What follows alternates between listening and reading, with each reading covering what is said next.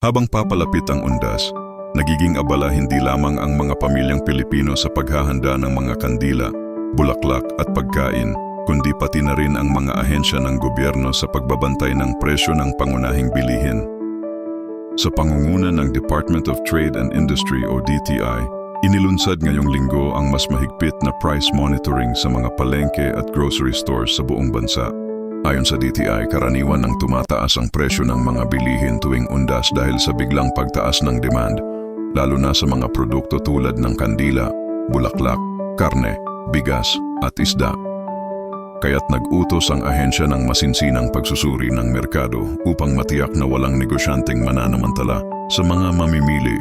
Kasama sa ginagawa ng DTI ang pag-iikot sa mga pampublikong pamilihan, pag-inspeksyon ng mga resibo, at paghahambing ng presyo sa Suggested Retail Price o SRP. Ayon sa kanila, kapag napatunayan na may labis na patong sa presyo, agad itong iimbestigahan at maaaring patawan ng parusa ang mga lalabag. Nagpaalala rin ang pamahalaan sa mga mamimili na maging mapanuri at i-report sa DTI hotline kung may mapansing overpriced na paninda. Sa ganitong paraan, maiiwasan ang pang-aabuso at masisiguro na makakabili ng abot-kayang produkto ang bawat Pilipino habang inihahanda ang kanilang mga alay at paggunita sa mga yumaong mahal sa buhay.